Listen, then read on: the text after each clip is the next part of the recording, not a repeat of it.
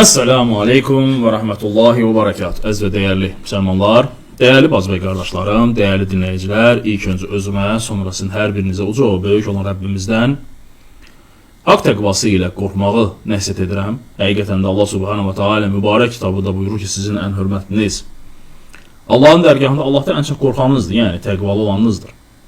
Uca və böyük olan Rəbbimizdən qorxmaq, Allah Subhanahu wa Taala'nın üzərimizdə olan əmrlərini yerinə yetirməyi, nəyi ki bizlərə qadan edibsə, nədən ki çəkinməyə əmr edibsə, o şeylərdən uzaq durmaqla bu sifəti, yəni təqva sifətini, Allahdan qorxmaq sifətini qazanmış olaraq. Ötən videomuzda biz İslam dininin yer üzünə verdiyi xeyir, bərəkət və həmçinin də elmi kəşflər barəsində danışdı və bəzi əhl-i sünnə alimlərinin adlarını qeyd etdi ki, həqiqətən də onlar, yəni Avropa eşitmişsiniz də, yəqin ki o Renesans dövrü, Avropanın yeni Renesans bir dövrü var ki, hansı ki Avropa bütün dünyaya elm yayıb, elm örgədib. Kopernik olsun, Galiley olsun, Giordano Bruno olsun, yerin günəş ətrafında fırlanması və s. kimi məsələlərlə Avropa bütün dünyaya elm, savab verdi. Halbuki əsrlər öncə İslam ümməti, və müsəlmanlar və müsəlman alimləri yer üzünə böyük bir kəşflər, böyük bir elmlər vermişlər. Vallahi ki, biz çox bir, belə deyək də, çox bir qısa o barədə video çəkdik və danışdıq və çalışacağım ki, bir neçə video digər əhl-i sünnə alimləri barəsində də danışaq ki, hansı ki onlar yəni dünyaya hansı xeyirləri, hansı elmi kəşfləri, elmi məsələləri nə ediblər, veriblər. Və elhamdülillah ki, içi mən qarışıq, ötən dəfə də dedim ki, biz daima istər məktəbdə, istər institut oxuyanda həmişə eşitmişik ki, bizə elə yer edilib ki, müsəlmanlar geridə qalmışdılar. Müsəlmanların heç bir nailiyyətləri, heç bir inkişafları olmayıb. Müsəlman, bizim ata-babalarımız ancaq elə qoyun otarıb çobanlıq ediblər və s. Bəs-salam, bundan başqa müsəlmanların əllərindən bir iş gəlməyib. Amma Avropa, amma Qərb, dəhşət, yer üzünün xilaskarı, nə bilim, dünyaya əxlaq, savad, hər şey gətirən Avropa və s. olub. Sən demə, qardaşlarım, bu belə deyilmiş. Sən demə, hər şey bunun əksiymiş.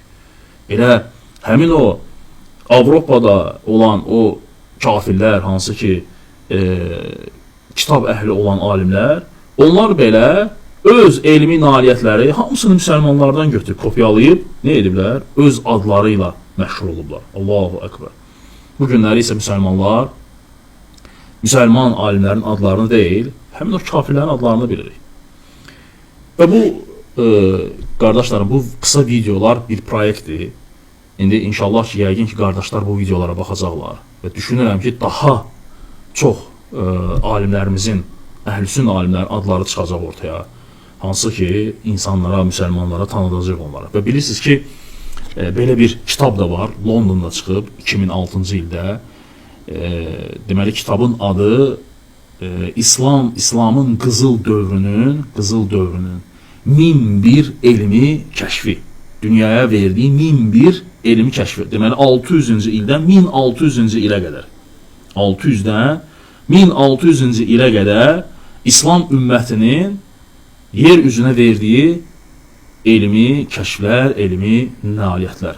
Və hətta bu barədə Amerikalılar balaca bir 12 dəqiqəlik YouTube'da var, videoda çəkiblər, YouTube'da var bu, bəli, deməli, və geniş şəkildə bu kitab yayılıb. İngilis dilindədir, türk dilində də həmin o videonu İngilis dilindən tərcümə ediblər, istəyənlər girib YouTube'dan baxa bilər. Lakin o videonun özündə də belə çox az bir qism alimlər barəsində danışırlar, göstərirlər ki, onlar hansı işləri görüblər ki, hansı ki, Avropa 600 il, yəni 6 əsr sonra o şeyləri nə ediblər?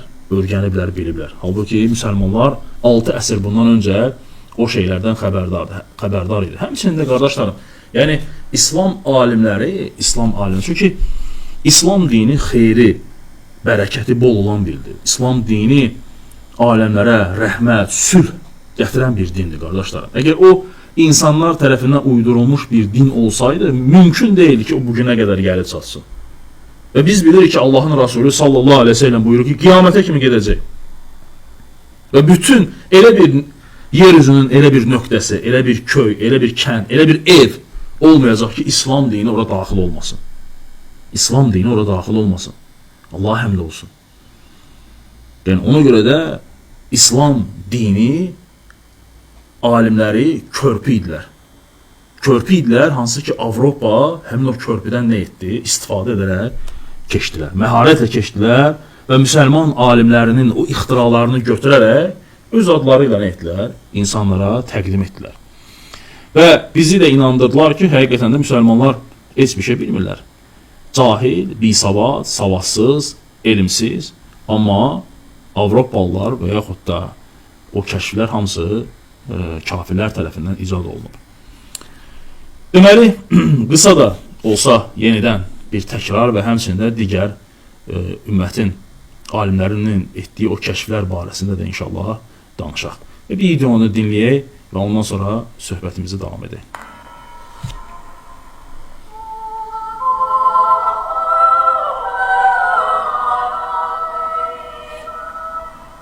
Сейчас мы находимся в университете Падуа на севере Италии. Deməli, eşitdiniz, Я здесь, чтобы увидеть değerli неопровержимые dinləyicilər, доказательства bu того, как universitet один из величайших умов европейской науки ссылается на ранние работы исламских мыслителей. deməli, Padua Universitetidir, hansı ki İtaliyada yerləşir, əvvəlcə Venesiyanın tərkibində idi və həmin dövrdə Avropanın ən belə elmi mərkəzlərindən biri sayılırdı. Elmi mərkəz deyildikdə, yəni siz başa düşəsiniz deyə. Necə məsəl üçün İslam ümmətində Mədinə Universiteti bu günləri elmi mərkəzi və yaxud da Məkkə olsun, və yaxud da Misirdə olan Əl-Əhsar Universiteti olsun. Və həmçinin Avropada həmin dövrdə Padua Universiteti yəni bu cür nə elmi nailiyyətlərlə, yəni bu cür alimlər yetişdirirdi.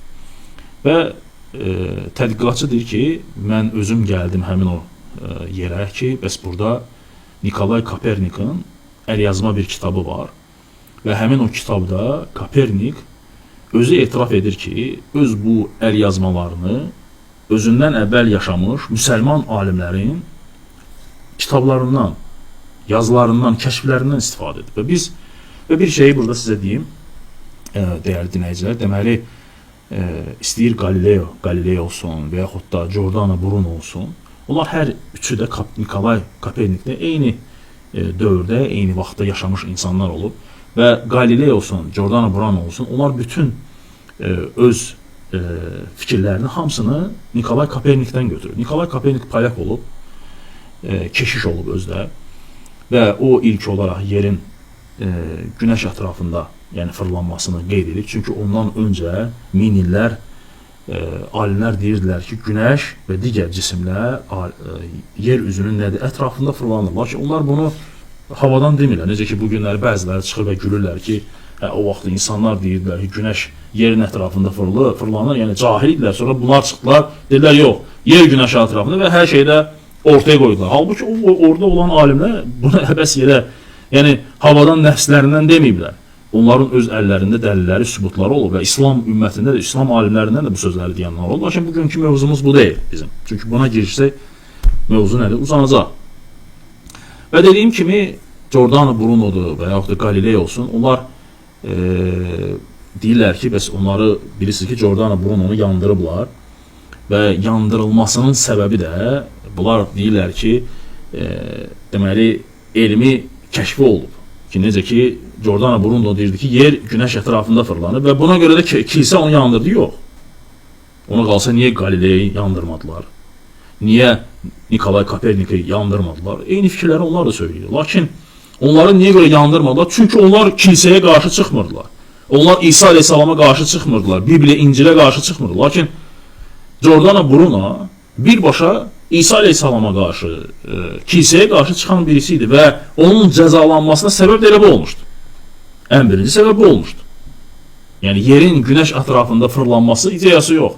Sadəcə o İslam düşmənləri bu şeyləri gətirirlər ki, yəni baxın da, yəni din geridə qalmışlıqdır, amma kilsə nə etdi?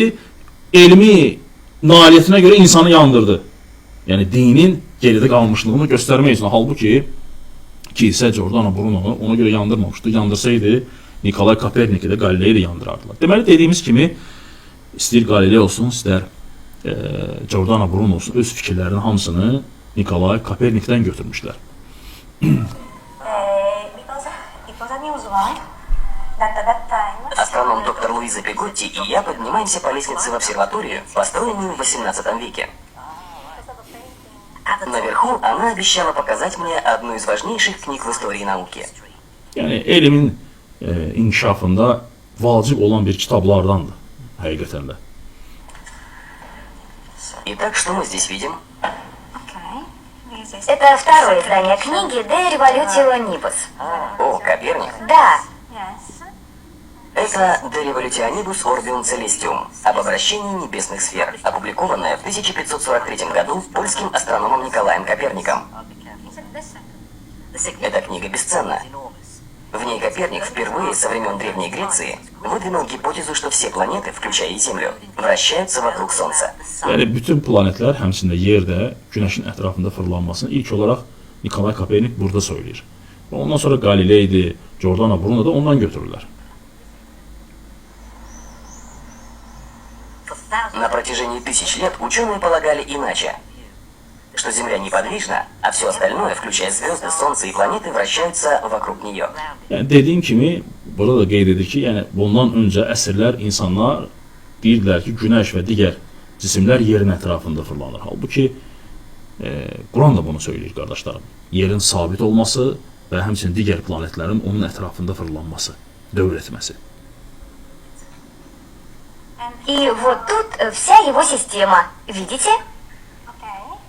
О, ну вот опять-таки Солнце, оно в центре. Это известная диаграмма. Так, а вот и Земля. Да, а вот рядом Луна. Да, и она крутится вокруг Земли. Это удивительная книга, и большинство историков склонны считать, что она положила начало европейской научной революции. И это первый решительный шаг на пути к современной физике. Я согласен с этим, но здесь есть определенная неясность, поскольку мало кто знает, откуда Коперник получил эти знания. Yəni çox az bir insanlar bilir.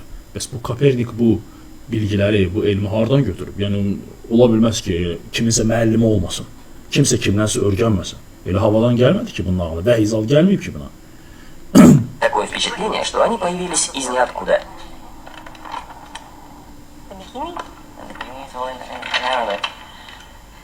Да, это арабский ученый. Это и вправду открытие для меня. Он подробно описывает мусульманского ученого, жившего в IX веке, который познакомил Коперника с огромной частью данных своих наблюдений. Это астроном, проживавший в Дамаске по имени Аль-Баттани. Как и все ученые Исламской империи, Аль-Баттани не был портретно изображен. У нас сохранились лишь представления того, как он мог выглядеть. Bilirsiniz ki, İslam dinində şəkil çəkmək haramdır. Ona görə də bu tədqiqatçı deyir ki, sadəcə bizim təsəvvürümüzdə belə təsəvvür edilir ki, bu cür nə görsənib. Yəni Əl-Battani. Bilirsiniz ki, qardaşlarım, Padua Universiteti olsun və yaxud da Avropada və yaxud da digər yerlərdə olan universitetlər, qədim universitetlər olsun. Və Avropa bu ilə fəxr edir. Bizim Renesans dövründə bu qədər inkişaf, bizim universitetlərimiz və s. Vallahi ki, dəyərli dinləyicilər, Beytül Hikmə adında Bağdadda universitet olub, Beytül Hikmə. Yəni, elm ocağı, hikmət ocağı adlanan bir yer olub. Bütün alimlər, İslam alimləri, ümmətin alimləri, həmin o Bağdadda, həmin o universitetdə yetişiblər. O da, bu Avropa bu universitetləri qurmamışdan 5 əsr qabaq olub. 6 əsr qabaq olub, qardaşlar. Bilirsiniz nə deməkdir bu? Beytül Hikmə, Hikmət Bey evi. Yəni, böyük alimlər, dahilər həmin o yerdən çıxmır. Avropa 2-3 əsr, 300 il yaşı var, deyir bizim universitetlər belədir, belə. Amma Bağdadda 6 əsr bundan öncə o cür universitetlər olub, hansı ki, dahilər yetişdiriblər. And here he mentioned Вот, тут есть упоминание о Гипархе, Птолемее и других. А здесь он упоминает о человеке по имени Мохаммете Арценфис. Это Аль-Баттани. Deməli, Əl-Battani, dəyərli dinləyicilər, İslam dünyasının Ptolemeyi ləqəbi ilə olan astronom alimdir. Kopernik ondan 600 il sonra kitablarını oxuyub istifadə edir. 600 il əvvəl yaşayıb. Təsəvvür edirsiniz də, dəyərli dinləyicilər. 858 929-cu ildə Məhəmməd İbn Cəbir Əl-Battani Əl-Hərrani, Hərrandan olub. Şeyxülislam İbn Teymiyənin doğulduğu Türkiyə ilə Şanlıurfa, İraqın arasında olan bir yerdir. Həmin o yerdən çıxıb. Və Abbasi xilafəti dövründə yaşayıb, qardaşlarım. Və bilirsiniz, eşitmişsiniz, trigonometriyadır, sinusdur, kosinusdur, kotangesdir. Bütün bu cədvəllərin hamısının əsasını Əl-Battani qoyub. Onun Kitab Əz-Zic adlı kitab, Kitab-ı Zic adlı belə bir əsəri var. Yəni, burada da qeyd edəcək onu, ki, belə bir kitab var orada. Və deyir ki, Kopernik ilə Əl-Battaninin əlaqəsi nədir? Kopernik özü deyərdi, kitabında 20 dənə yerdə onun adını çəkir və deyir ki, mənim müşahidələrimlə Əl-Battaninin müşahidələri üst-üstə düşürdür. Lakin bu tədqiqatçı deyir ki, qardaşlarım, bu tədqiqatçı deyir ki, biz deyir, araşdırdıq, gördük ki, yəni üst-üstə düşür yox, kopyalayıb onları. O vaxtı belə bir şeylər, yəni dəbdə idi, hansı ki, bu kafirlər yəni, hər halda insaf əhli olublar, onun adını orada qeyd ediblər. İnsaf əhli olduğu üçün də götürüb adını qeyd edib ki, mən bundan götürmüşəm. Mahircəsinə istifadə edirdilər, əllərinə düşürdü o kitablar, əlyazmalar, bugünləri İslam ümmətində olan əlyazmalar, kitablar hamısı kafirlərin muzeylərindədir. Avropada, digər yerlərdə olan muzeylərdədir, yəni müsəlmanlarda deyil. O vaxtı, o səlib yürüşləri zamanı hamısını götürüb aparırlar oralar. Ona görə də onlar götürüb bu şeylərdən mahircəsinə istifadə edib və öz adlarını məşğul ediblər. Müsəlmanları heç kim tanımıyor. Əl-Battanini kim tanıyır, amma Kopernik hamı tanıyır. Отлично. А вторая книга? Хорошо. Это вторая книга. Мы видим ее начало на латинском. Коперник, по сути, широко использовал исследования Аль-Баттани о расположении планет. Bir dənə diqqətlə deyim, qulaq asın, burada bir şeyə toxunacağım. Maraqlı bir şeydir ya. Солнца, Луны и звезд. Он работал с латинскими переводами, подобно этой книге, в которой содержатся сведения... Çünki o Latın dilinə tərcümə edirdilər o kitabları, yəni ərəb dilindən. Latın dilinə tərcümə edirdilər və yayırdılar Avropada. Avropada yayırdılar. Kim ki tərcümə edirdi ya Latın dilinə? İndi onun haqqında danışacağım sizə, dəyərli dinləyicilər. Сирийских астрономов. Китаб Аль-Зидж Аль-Баттани. Китаб Аль-Зидж. Итак, перед нами Зидж Аль-Баттани. Это атлас звездных карт. Она написана на арабском с одной стороны и... Да, и с другой латинская версия. Həm ərəb dilində Kitab Əz-Zic, səma cisimləri barəsində, onların atlası barəsində, həmçinin ərəb dilində yazılır. Это очень удобно. Но, конечно же, у него были данные астрономических наблюдений Аль-Батани. Книга Коперника полна всяких загадок, которые наводят нас на более древние источники. Несмотря на то, что он упоминает в своей книге имя только одного мусульманского астронома, Аль-Баттани, современные ученые обнаружили, что большинство идей Коперника были основаны на работах других мусульманских ученых. Yəni deyir, Əl-Battani, Kopernik, yəni kitabında bir deməli, müsəlman aliminin, yəni Əl-Battaninin adını zikr etsə də, görsənən odur ki, Kopernik digər müsəlman alimlərinin də kitablarından istifadə edir və inşallah o barədə indi danışacaq. Deməli, qardaşlarım, burada çox maraqlı bir, o dediyinə sizə, bir moment var, ona toxunacağım.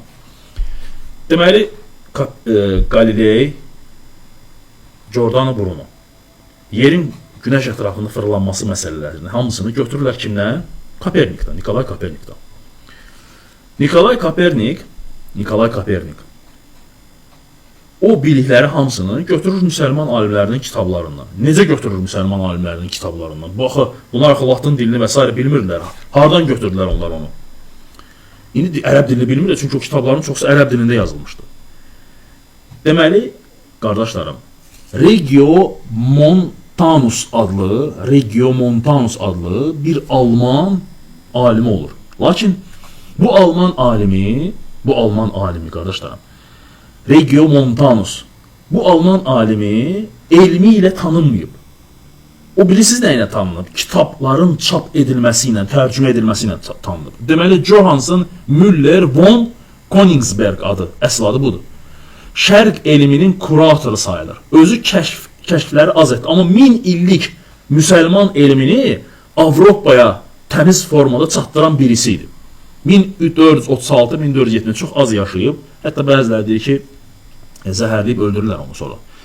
Adının Regiomontanus hardan götürülür? Deməli, əsl adı Königsbergdir. Yəni, Königsbergdə Alman dilindən yazıb ki, tərcümədə Kral dağıdır. Latın dilində isə Regiomontanus, yəni dağ mənasındadır.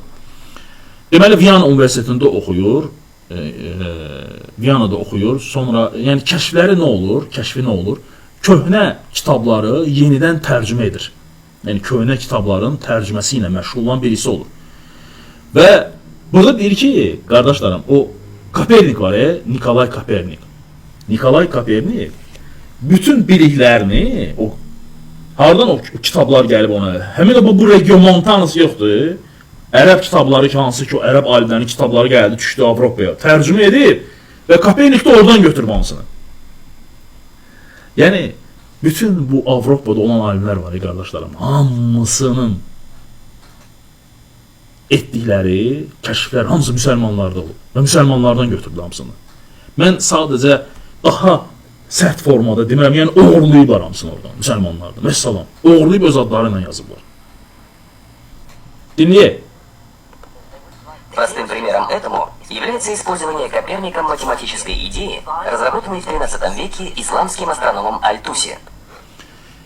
Deməli, Nikolay Kopernikin istifadə etdiyi kitabların içərisində, yəni daha doğrusu kopyaladığı kitabların içərisində ikinci İslam alimlərindən olan Nəsrəddin Tusidir. Bəli, səhv eşitməz, Nəsrəddin Tusi, hansı ki, bu günləri bizdə Şamaxıda onun adına rəsədxana var. Nəsrəddin Tusi, Muhammed İbn Həsən Ət-Tusi, Tus şəhərindən idi. İranın Məşhədə yaxın olan bir yerindən idi. Monqol istilahi dövründə Hulaki xanın sarayında onun vəziri işləyib. Hulaki xanın sarayında onun vəziri işləyib, dəyərli dinləyicilər. Və çox elmli, savadlı bir insan olub. Hulaki xan özü ondan tələb edir ki, elmi nailiyyətləri üçün böyük bir inşa etsin. Və o da ondan rəsədxananın, Marağa rəsədxanasının tikilməsini istəyir. Və Marağa rəsədxanası da Hulaki xanın dövründə məhz Nəsrəddin Tusi üçün Tuz şəhərində tikilir. Böyük bir rəsədxana. Göy cisimlərini öyrənmək üçün.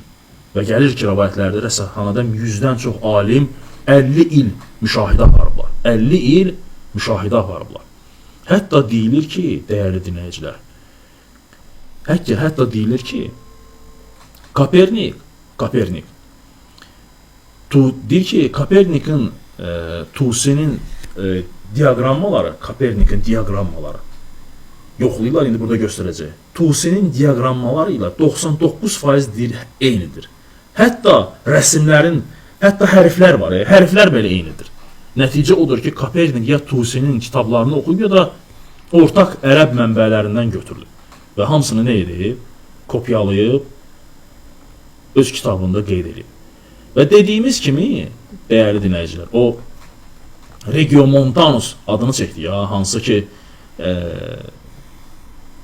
Nikolay Kopernikin müəllimi olub və ilk olaraq, necə ki qeyd edilir burada, ilk olaraq 1470-ci ildə Tusinin Regiomontanus, Tusinin riyaziyyatını Latın dilinə salır. Və Kopernik da 1543-cü illərdə Regiomontanus'un tələbəsi olub, onun kitabxanasında olub. Çünki Regiomontanus Alman mütəfəkkiri Tusinin və həmçinin digər İslam alimlərinin kitablarını Avropaya deməli gətirən, tərcümə edən kimsə olub. Kitabxana açıb, tərcümə, çap yeri açıb. Və burada qeyd edir ki, qısası Regiomontanus Paşdalyan oldu. Şərqin elmini götürüb, qərbin qapısını döydüdür.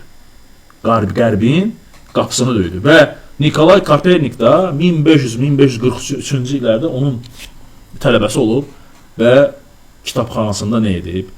Olub və kitabxanasında elmi işlərlə məşğul olub. Allahu Ekber. Которая называется «Пара Туси». Вернемся обратно в Англию. Я сравнил копию книги Аль-Туси «Повествование о науке астрономии» с другим изданием «Революционибус Коперника». В книге Аль-Туси была нарисована диаграмма, совершенно идентичная той, что в книге Коперника. Eyni. Одинаковы даже буквы, которые в кругах. Итак, в книге Аль-Туси написано на арабском «Альф», у Коперника обозначено как «А». Слово «ба» обозначено как «б», «джим» как «джи» и «даль» как «ди». Это поразительное сходство. Допустим, это случайность, но есть еще более убедительное доказательство. По сути, я искренне верю, что, возможно, Коперник имел дело с работами Аль-Туси и данными других исламских астрономов. Hamısını Regiomontanus çap eləyib, bu da götürüb hamısını istifadə edib özü üçün və öz adını məşhur eləyib. Dальнейшее изучение работ также показывает, что Коперник использовал математические идеи... Yəni bunları mən demirəm, ha qardaşlarım. Bunları tədqiqatçı alimlərdir, baxın. Астрономом XIV века, жителем Сирии Ибн Аль-Шатиром. İbn Əş-Şatir. По мнению İbn Əş-Şatir, değerli dinləyicilər, Şafi məzhəbində olan əhl-sünnə alimlərindən olub. Və deyirlər ki, Kopernikə ən çox bənzəyən müsəlman alim idi. Bəzi tarixçilər deyirlər ki, Kopernik İbn Şatirin modelini Latıncaya yazıb. Gedib götürüb onun kitabını hamısını kopyalı. Əl-Əddin Əli İbn İbrahim İbn Əş-Şatir. Dəməşqin, Suriyanın Dəməşq şəhərindən idi. Vəzifəsi nə idi deyərdinəcə? Əməvi məscidinə namaz vaxtlarını, qiblənin istiqamətini təyin edən birisi idi. Yəni, bunları sizə deməkdə məqsədim nədir dəyərli dinləyicilər? Müsəlmanlar namaz qılıblar. Allah Rasulü sallallahu aleyhi ve sellem'in öyrənənlər. Yaxud bu namazı qılmaq üçün vaxtların təyin edilməsi və yaxud da vaxtın təyin edilməsindən əlavə qiblənin təyin edilməsi, bunlar hamısı necə baş verib? Heç fikirləşmisiniz? Yəni bunların hamısını alimlər özləri oturub fikirləşiblər günəşlə, ulduzlarla və bu barədə kitablar və s. nə ediblər? Yazıblar, kitablar qeyd ediblər. Ona görə də bu elmlər həmişə müsəlmanları daha tez inkişaf edib, qardaşlarım. Və elhamdülillah ki, hətta deyilir ki, günəş saatını belə İbn Şatir düzəldən kimsələrdən biri olub. Dinləyək görə sonra nədir? историков такого совпадения быть не может. Профессор Джордж Салиба. Мне кажется, Коперник не имеет доказательств. У него нет явных подтверждений правильности своей теории. Но, по-моему, как писал и сам Коперник, он работает на основе чертежей. Кто-то дал геометрическую диаграмму. O çertujların əsasında işləyir. Kimsə deyir, onu verib bütün bunlar hamısını. Перед той, что была разработана Ибн Аль-Шатиром, чтобы он решил проблему с Луной, или, к примеру, проблему верхних планет, решил задачу движения Меркурия. Коперник обладал достаточным умом, чтобы уметь обращаться с диаграммами, которые у него imелись. Sadəcə ağıllı insan olub, bu fürsətdən gözəl şəkildə nə edib? Yararlanıb. Allaha əmanət olun. Əssəlamu aleykum və rəhmətullah və bərəkətuh.